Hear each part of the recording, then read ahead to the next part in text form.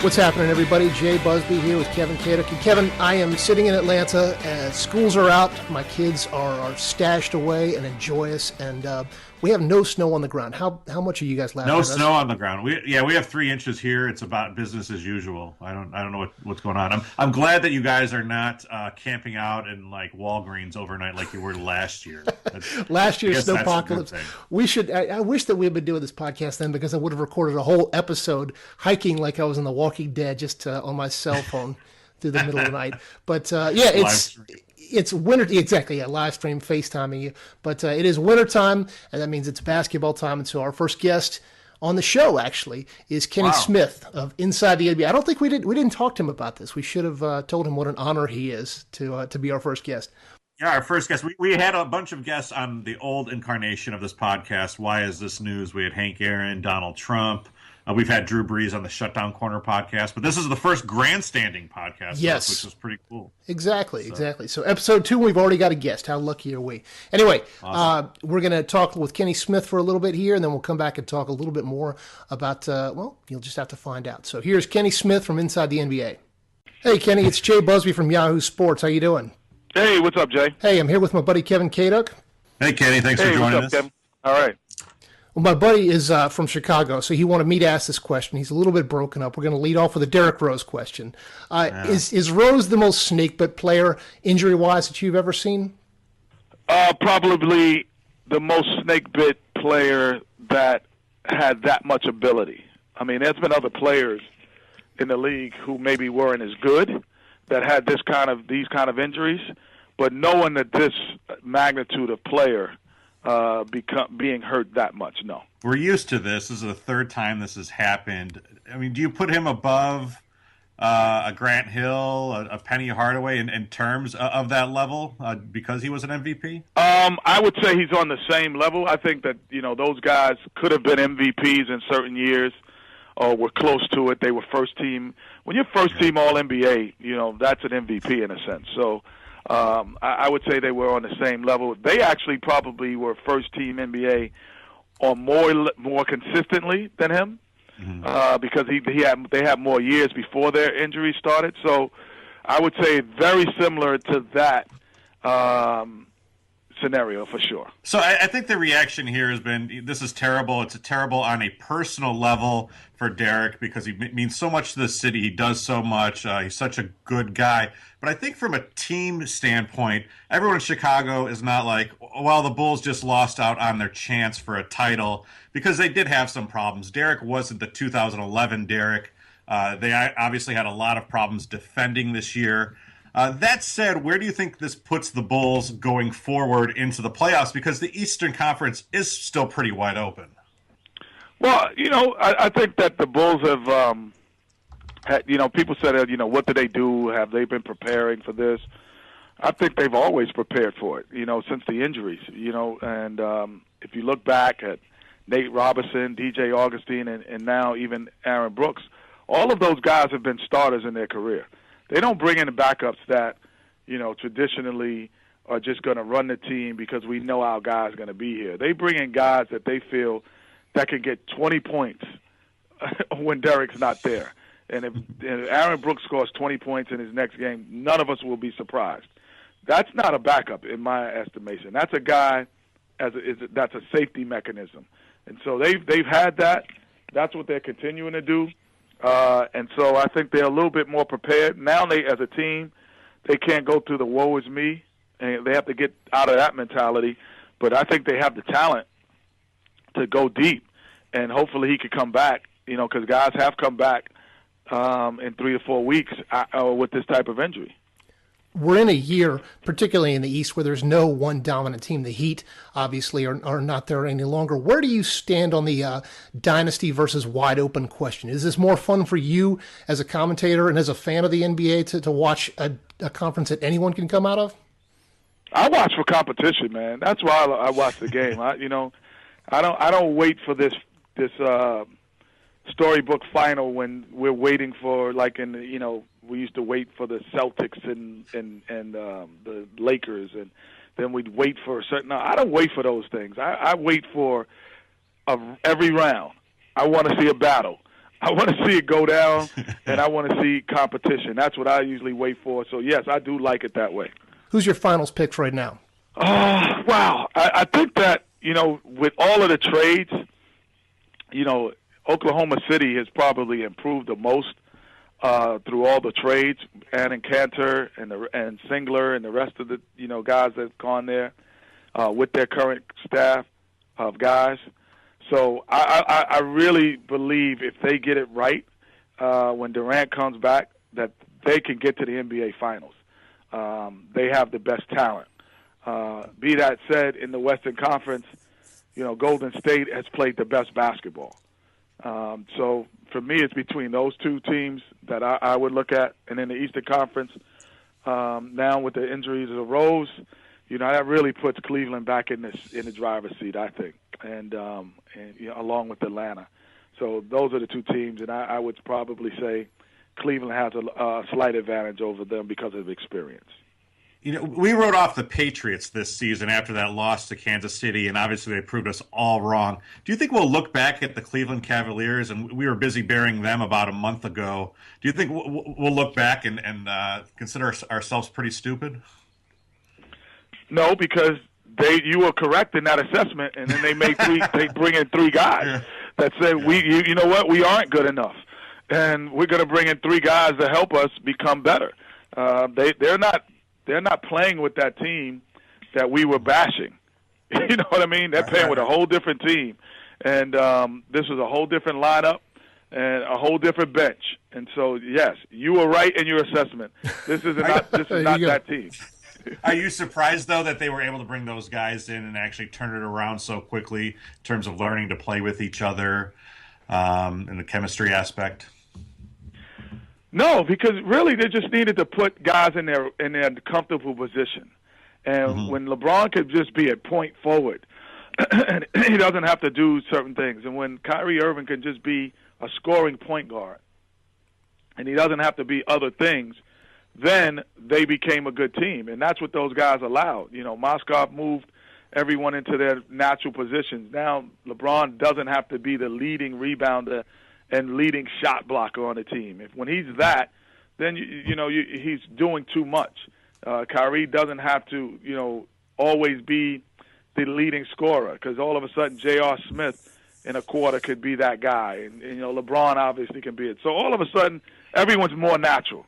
So no, they weren't a good team prior to these trades. They were not, and they were not going to be win 17 out of the last 20 like they've done until this thing's happened. All right, let's take a brief sponsor break here to talk about why you're joining us today. It's not just for our scintillating personalities, but you're here to talk a little bit about the Coors Light Full Court Refresh program. So give us the details on that, if you would. Well, I think one of the things, last year I was with Full Court Refresh, we did 4 cities, and now we did 8. And that was one of the great things. And where donation is up to $25,000 in each city. And you have until May 1st. If people can tweet and hashtag Full Court Refresh and over 21, that helps, give back to their own communities. And I just thought it was a great program last year. We did 4 cities, and now we're doing 8, and giving up to $25,000 to refurbish courts in those cities, because it's really a pillar of a community. When you look at a basketball court, a lot of times it's not just we go to play there. People do socialize there. They hang out there. And when you feel good about your court, you feel good about your community. So I thought it was a great initiative to join in on. I think it's pretty cool because there's actually nothing worse than seeing a basketball court from far away, going up to it, and then it's all kind of like messed up and whatever, screwed up, and the nets are kind of halfway hanging off. You think about it. It's like putting on, like I always say, it's like putting on a new suit, man. When you feel good about it. Did it change who you are? Not really, but did you make you feel good about yourself? For sure. And there's nothing better than like the fresh asphalt on the court too. Like the ball bounces better, you shoot better, everything. So, what's your favorite playground game, Kenny? Is it horse? Is it 1-on-1 knockout? We used to play 21, man. 21 is like one against everybody. It's man Right, against, right. or some people call it man against world. That's my favorite game. I like to dribble through eight guys and not have to pass. Now, when you were younger, obviously you got recruited by Dean Smith coming out of high school, and you had a really strong essay on Inside the NBA a couple of weeks ago. Can you tell us about a specific event from your days at Carolina that you remember that stuck with you as time at practice, a time during a game that you and Dean Smith connected? Well, the late great Dean Smith. I just went to his homecoming funeral, and it was great to see all of the players there. And I think the one thing that stood out to me was, I was laughing about the fact that when I'm listening to everyone do speeches, and then I was like, man, I'm a little upset. And they were like, what are you talking about? I was like, because I thought I was the special one. He made everyone feel special. I was like, he had a special relationship with that many people. So it was. That's what he did. He was able to make you feel special. That's great. Well, we'll wrap it up right here. We appreciate you taking the time to speak with us. We'll link out to the program. You want to give the details on the Coors Light Refresh program one more time? Yeah, well, just like I said, it's #Full Court Refresh, and over 21. We're donating up to $25,000 in 8 cities, and we appreciate your support. Thanks very much. Appreciate it, Kenny. Thank you. Thanks to Kenny Smith for being our first guest on Grandstanding, man. We need to send him a plaque. We need to send him a gift certificate. Interview 1 in the books. We're done. That is going to be the answer to a famous trivia question one day. There you go. Kenny. You and I might know I'll be the only one who knows the answer or actually listen to the interview, but it will be an answer. Yeah. We will. These are facts. They cannot be altered. We will win bar trivia at that. We'll win a $25 gift card with that. Hey, it was a good time to have him on because the Derrick Rose news, I think, has probably been the biggest news of such a slow week. And well, not just the Derrick Rose news out of Chicago. I mean, you guys have been brutalized. Yeah.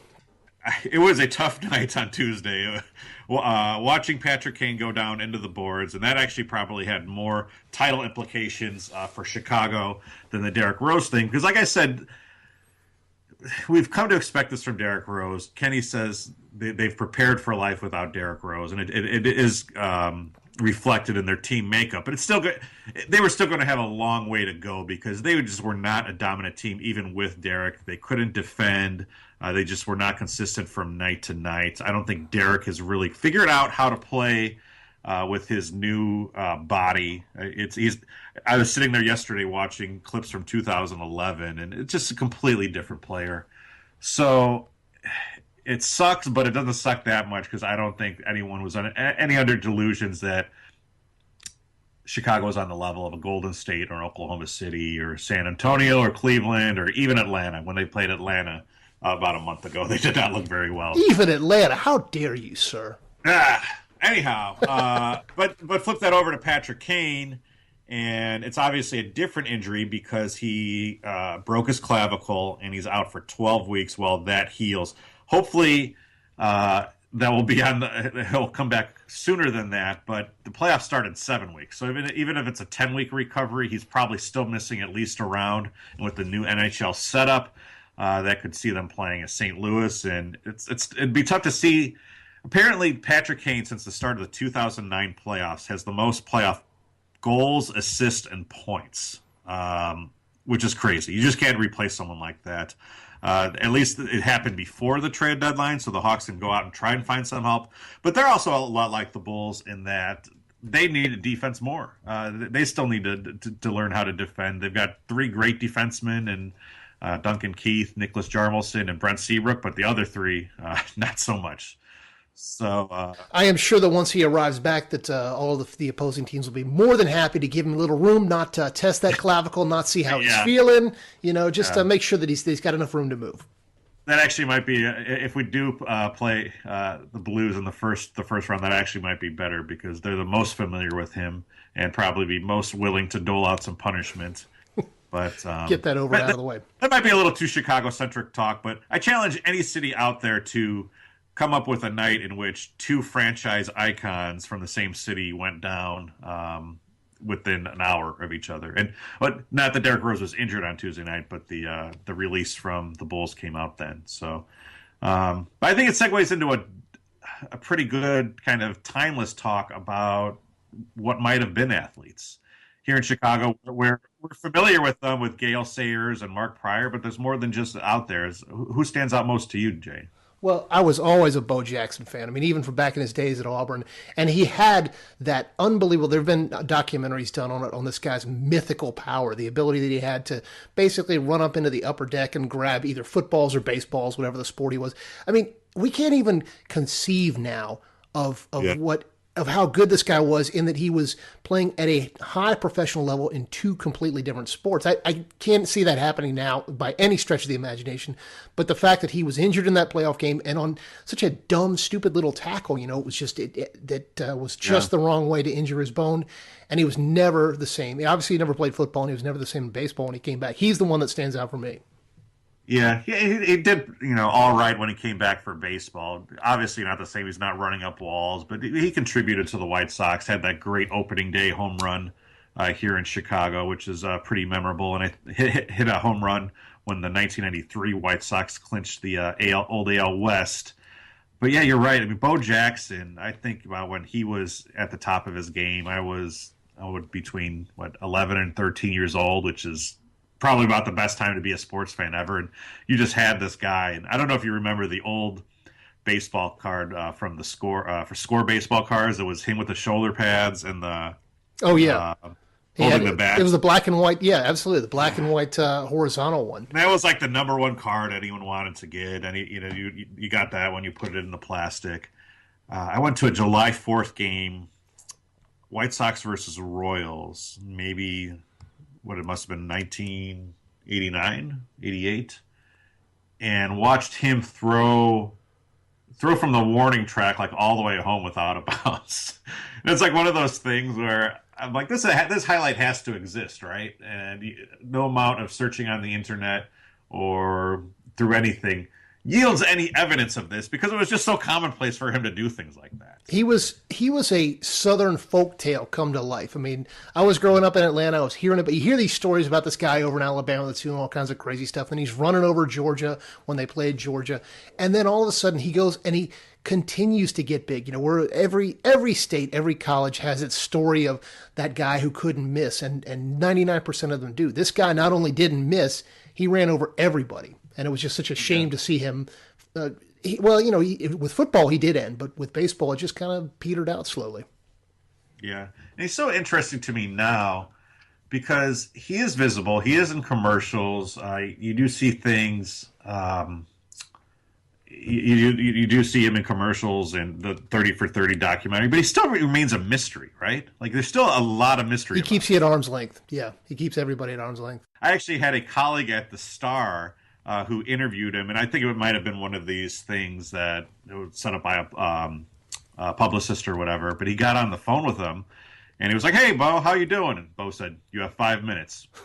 And as they're talking, he was calling out every minute. 4 minutes, 3 minutes, 2 minutes, 1 minute. Then they were done. It was like, wow. Dial Thank tone. you very much, Bo. Yeah, it was like that. He actually lives up here in Chicago in Burr Ridge. He has one of those domes where you can do different things indoor at sporting events in the winter. One of those, I don't know if they have them in Atlanta, but they blow up. You could put in driving range or baseball. They generally don't need them in Atlanta, so no. I know what you're talking about, but he's always a big crossbow hunter. I mean, this dude was like a friggin' Avenger, man. He's a crossbow hunter. He's a bicyclist. He has this ride across Alabama deal that he does. So, yeah, it's a shame that we are the last generations that will know Bo Jackson, because he's faded as time has gone on. Do you think there will ever be another two-sport athlete like that? I was trying to think that through as we were talking, and I can't imagine that the leagues or the teams would allow it. I think that would be the main hurdle. I think that there are certainly players that are talented enough. You could certainly, Colin Kaepernick's a guy that I think wasn't he a strong baseball player before? Well, Russell Wilson is the most obvious example. He keeps on going down to spring training with the Rangers, and he was in the minor leagues. But to be a Super Bowl winning quarterback, how are you at all going to devote time to being a baseball player? It's not possible. How hard is baseball really, though? I mean, couldn't they just do like Deion Sanders and pop in every now and then? I mean, look at Michael Jordan, world-class athlete, and he really put his time into it and still couldn't do it. Oh, yeah. No, I'm kidding, of course. That baseball requires a degree of hand-eye coordination that other sports just can't even match. So I think it would have to be somebody, obviously, who was not the nerve center like a quarterback or Russell Wilson. It'd have to be a Deion Sanders type where, okay, how hard can it be to cover some guy and just to really use your athleticism? But, right. Deion was just so damn fast that he could cover and then he could score from second base on a routine single. So that was a strange time in Atlanta when Deion was here, flitting back and forth between the Braves and the Falcons, and he was pissing off everybody on both teams, but the fans just loved it. What was your view on that? I thought it was great. I mean, I was as a fan, you're watching that and you're thinking, absolutely, this is the coolest thing he's playing in a playoff game. Then he's going and playing in a Falcons game. You know, it's just he's taking the helicopter between Pittsburgh and Atlanta, or the plane, and it's a lot of fun to see. But both teams were just infuriated with it because he was doing his own thing. It was all in service of Deion first, and then team second. What did you think as a fan? Were you like, I wish he would focus on the Falcons or focus on the Braves at any point? Were you like, he should make a decision? Or? Yeah, the thing is, he was much more important to the Falcons than the Braves in terms of what he brought to the team. But the Falcons sucked, and the Braves were right there on the edge of the playoffs. So it was kind of the sense that, all right, kind of screw the Falcons. They can they're going to be 4-12 anyway. So let's let the Braves go ahead and win their titles, which they came so close to doing. By the way, talk about two-sport athletes. I don't know if you missed this at the Combine last week, but there was a brief commotion that Jameis Winston had lost some arm strength. And I think it's kind of died down since.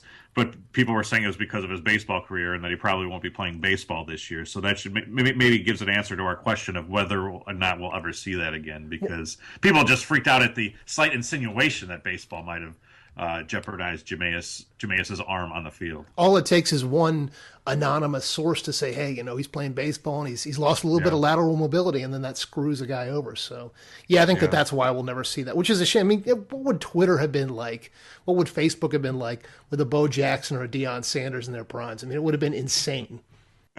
We're talking about what might have been stories, and I actually think we're in the middle of one right now with Tiger Woods. Yeah, he's obviously succeeded beyond anyone's expectations, anyone's dreams. He's got those 14 majors, but man, it's just there's a hard line in the sand there right after the 2008 U.S. Open, and then obviously the scandal that broke, and it's painful watching him now because it's just not the same guy. It's not quite Willie Mays in a Mets uniform, but it's similarly ugly. It's crazy to me that Tiger Woods has probably been among the top 5 most blogged athletes since we started the Yahoo Sports blogs in 2008. And yet, I think it was the first major that you covered was the only one that he won. Exactly. Right? Yeah, it was the 2008. And so he hasn't won since. Yeah, and I'm thinking at the time, sweet, I'm going to ride this. We're going to be riding right on through Jack Nicklaus's record. We're going to have millions of views. We're all set to go. And he got us those. He just got them in a completely different way. But I think it does qualify as a what might have been story, because I think he's always chased that Jack Nicklaus record, and we've always had that expectation that he would approach it. And I think some people who are not as smart, or maybe just just don't like Tiger, will say, "Oh, well, it's hitting the fire hydrant and getting divorced." It's not. It's the back problems and the surgeries that he's had. Here's my question though. Part of what made Tiger so great was his absolute confidence, his absolute dominance, and he was looking down on the rest of the world. And you talked about this with Kenny just a few minutes ago, where you say when you walk out onto a blacktop, everything looks easier. And I think that scandal shattered his whole myth of being a family man and being involved. I don't see it being that big. I mean, you wrote the story. You wrote the story last year. You hooked up with someone who had that microfracture surgery, and they're saying, look, this thing is just impossible to come back from. And I think if it was a confidence thing, I think if it was a mental thing, you would see him getting into the zone occasionally. but he's not even performing at the level of a trunk slammer at this point. Well, here's right? the thing. Right now he's not, but in 2013 he had 5 wins, I believe, 6 PGA Tour wins. He was winning on the tour. He was playing really well the first 2 days of every major, and then the weekend comes along and he falls apart. I mean, every Saturday for every single major, he just was going and shooting 3 and 4 over par and playing himself out of contention. It seems to me that is a confidence issue. Whether or not it arises from getting his face knocked by a driver is a different story. Well, I mean, that's the other thing. We're 5 or 6 years out from that. So how much can you really ascribe to that? I don't think you can. He seems to be in a good place. He's got this girlfriend, Lindsey Vonn. They're being seen on the mountain. They're being seen on the course. He seems to be in a good place, at least from a tabloid level. Now, could you argue maybe he's just not into the work? Yeah, maybe that's where I think you open the window. He's done what he needed to do. I mean, and he's one of these guys who is this, and we're going to see more and more athletes like this. He was drilled to be a golfer from the time literally that he was able to walk. He had that famous appearance on TV when he's playing golf as a 2-year-old kid, and so as a human being, at some point that grinds you down. If you're trained to do one thing. I mean, this is total armchair psychology here, but at some point, aren't you gonna rebel against that? And say, you know what? I'd like to get out. I'd like to see the world. I'd like to not spend every day at the golf course. And maybe for Tiger, that point has come. He's done everything he needed to do.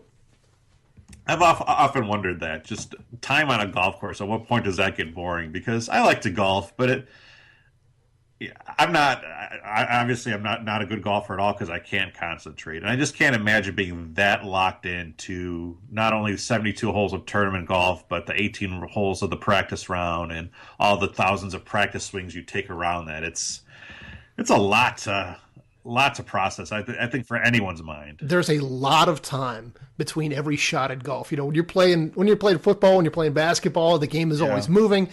You've got a lot of time to walk between each shot. And I don't think that pros, they may be necessarily mentally stronger than the rest of us, but even they are going to let things creep into their heads as they're walking that long walk to their drive.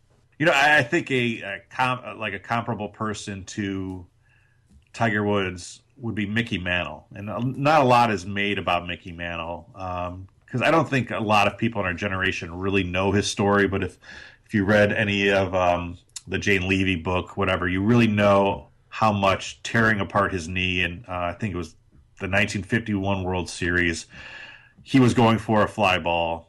Joe DiMaggio was going for a fly ball. DiMaggio either waved him off or ran him off or whatever, and there was an open storm drain in Yankee Stadium, and Mantle just shredded his knee. And this is early on in his career, and he still said he was never the same after that. Now, he still hit over 500 home runs. He's still an upper echelon Hall of Famer. But you think if he didn't shred that knee, people say he could be up there with Babe Ruth or Hank Aaron or even beyond that. Do you think that he's not there already? I mean, is it just a matter of classification? Because at this point, I think that he's up there. It's a matter of degree, not of difference. For sure, that's what I'm saying. That's why he compares to Tiger Woods. Obviously, Tiger Woods is probably the second best golfer of all time, but he could have been the first. Right. And Mickey Mantle is probably in the top 30 or 40 baseball players of all time. And maybe if that doesn't happen, maybe we're talking about top 10.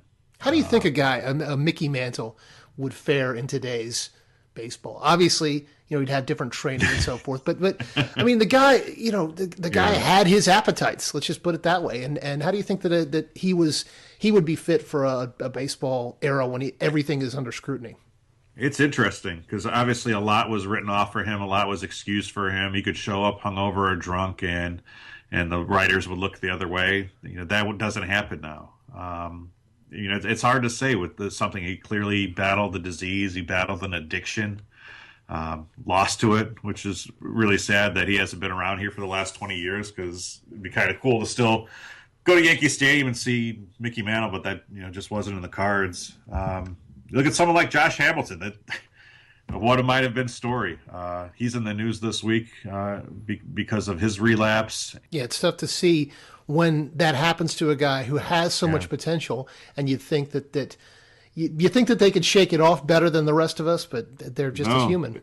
It's crazy. And you asked that question, maybe. Yeah, what would Mickey Mantle do now? Well, Josh Hamilton is probably your avatar for it, right? Right. So now, another guy that I followed growing up, well, not growing up, I was already a full-grown adult. He was growing up, was Penny Hardaway in Memphis, and he was a guy that Memphis is a basketball crazy town to begin with, and this guy was the king of that town, no matter what. Even from when he was high school at the University of Memphis, then it was Memphis State, all the way through. And the thing is, he, like Bo Jackson, he seemed like he was positioned to earn it. And then he goes to the NBA. He hooks up with Shaq. They go to the finals the first year, and then it starts going south for him. So he's another story where it was not only injury but attitude. But he's another great what could have been. They were talking about him like he was the next Magic Johnson. I loved watching him just because of that frame, what he was able to do with the ball. And yeah, you looked at his talents and said maybe he could be better than Magic Johnson, and you thought he would be hooked up with Shaq forever, and that just didn't happen. But how the hell did Shaq manage to burn so many relationships and yet still come out looking like the good guy, man? We should ask Kenny about that. Because we should have told Kenny to watch his back, man, because Shaq's going to go after him eventually. That is a good point. Shaq, he's just one of those guys. I think he's just kind of impossible to stay mad at, right? And he didn't fall into that trap of being the hated giant like a Will Chamberlain, right? Good for him, I guess, but maybe it was just his immense talent. People knew if they needed Shaq. I think Didn't Kobe do that interview with Klosterman a couple weeks ago? And didn't he say, well, he was hard to deal with, but I did need him to win those titles? Right. So I did an interview with Shaq a long time ago, and he gave me a great comparison. And, I think he gave it to plenty of other people as well. But he compared Penny, Kobe, and Dwayne Wade, who he was playing with at the time. He compared them to Michael Corleone was Dwayne Wade. Sonny was Kobe because he was vicious, and then Fredo was Penny, which I thought was pretty rough. Yeah. Have you ever had a sports injury? Yes. I've rolled. Oh God, this is gonna sound terrible. I rolled my ankle on the tennis court, it hurt like a son of a bitch, man. It was just it was. I remember doing it. I was playing in a tennis tournament, and I rolled it, and then I come over and this is a neighborhood tennis tournament. This is nothing big. This is not like a college tennis tournament. But one of our friends had some medicine left over from childbirth, and they give me one of these medicines. I forget what it was, but it should have been very good. Didn't touch the pain, and I'm thinking this is bad. On the tennis court. At least it's not a golf injury. No, I've never injured myself playing golf. No. How about you? I've rolled a couple ankles, nothing really all that big. I've wanted to get back into playing basketball, but I'm sort of terrified of blowing out my knee because we're at this age now where I think we could probably name 5 or 10 friends who have blown off their knee, and we actually have a coworker right now recovering from that. And he said, I said, I don't want to get back into basketball because I'm terrified of blowing out my knee. And he's like, well, that's what I get for driving to the lane. He's like, just keep jacking up threes like I used to do, and you'll be fine. Right. It's just one of those things where rehabbing a knee at age 36 doesn't seem like a lot of fun, especially when I don't have really anything to work for. Like I'm not getting compensated to play basketball. And That's it. I'm not working back to it. So I would probably just blow out my knee and just leave it and then become 500 pounds. I wonder how much the idea of a contract weighs into these guys coming back. I mean, they've got if they get a giant guaranteed contract, particularly in the NBA, I'm not going to cast any aspersions on Rose, although plenty of people did in Chicago. Yeah. How do you get yourself up over the wall for that, trying to get back either for the playoffs or just make yourself better for next season? Because he did get some grief for that. He did. And plenty of people have questioned his psychology, saying, is he in a place where he can play his old game? And he's never going to be that player again, right? So he does have to adapt to it. Now, he's not a very talkative guy. When he does talk, he gets himself into trouble. He was saying that he takes it easy in some games because he wants to save himself for business meetings and post-retirement, and that perhaps not what you want to say, right? Yeah, but It's an interesting question because, yeah, once you do get that money, I think it's hard to blame or actually say that somebody's doing that, but it has to happen. There's no question that it has to happen with some people. Some people just aren't as strong or as driven, or it doesn't matter to them. I would never go out and write that happened. A specific somebody is doing that, but you think it has to happen, right? You wouldn't write that? I mean, you're a blogger, man. You're supposed to go and make unfounded assertions and sling crap against the wall and see what happens. We talk about the sport that we talk about the most on the Shutdown Corner podcast, the NFL. You don't have that luxury. If you don't come back at 70% or 80%, your spot might be gone. Your window into the NFL might be closed. So that's a great point. You don't have those guaranteed contracts. I don't think it ever happens in the NFL. No, and that's why you have guys throwing themselves out there with risks of concussion, with trying to fake their way out of concussion tests, because they know it's straight next man up. If you're not ready to go, see you later. That's it. Cut. Gone. Let's be honest, with the other sports too, we do like the people who got through the injury and maybe do come back at 70 or 80%. Willis Reed is an icon, and he would be remembered if he didn't make that great comeback in Madison Square Garden, but he's elevated to something past that because of what he was able to do for the Knicks in the 70s. Kirk Gibson hobbling out, hitting a home run. Iconic. Yeah, those guys do get deified, so and maybe rightfully so. We do like seeing that. You do want to see people dig in, but not at the point in the NFL when these guys are playing with concussions, or even in the NHL too. The great example, 2 or 3 years ago, was Gregory Campbell for the Bruins, finishing the shift with a broken leg. I enjoyed that one. So. Yeah, well, I can promise you, fair listener, that if Kevin or I ever have a sniffle, if we have a bit of a cough or a tickle in our throat, we will try to fight through it, and we will put together a good podcast for you. Yeah. So next week we have another guest coming up, which is kind of cool. We do. Allow me to talk about more Chicago things. I was going to turn you loose on this one, man. This is right in your wheelhouse. So give it a go. Jeremy Roenick will be joining us on the Grandstanding podcast, and I will be playing the role of Chris Farley. He'll be playing the role of Paul McCartney. Yes. I'll play the role of the cameraman. I mean, you'll find out as we go through this that we each have our sports blind spots, and I will freely admit that hockey is mine. I know the sport. I tune in. I mean, I've actually learned more just from listening to you than I've learned in the rest of my life. But I tune in during playoff time. But hockey is not in my wheelhouse. So you're going to be. As you might have found out today when I asked that Cleveland Cavaliers question, the NBA is not the highest on my attention level. It's hard. It's hard to pay attention. There's so much information now. There's so many different games going on. I feel like at age 13, I knew every single player in every single league. Obviously, you get older, you have kids, you have a mortgage, and some stuff you just have to shed, right? You have to. And the trick is being able to know enough to start the conversation. But there's always, and we're also in a hyper-competitive environment where not just with other websites, but with fans, where there's always somebody that knows more than you. So if you go and you try to spout off statistics, there's somebody who knows not only the game in which that happened, but the weather of the game and the attendance. So you're never going to win on that angle. It's such a specialized world. You're entirely right about that. And that's why we're just trying to get by on our collective wit and general affability. We're going to fail spectacularly, but at least we'll try. We'll be like Willis Reed. We'll hobble out there on the court to talk to Jeremy Roenick next week. So thanks so much for listening, everybody. You can hit us up on Twitter at @JBusby, at Kevin Kaduk, Facebook, same thing. We're out there. Come find us. #Grandstanding on Twitter, and we will catch you next week.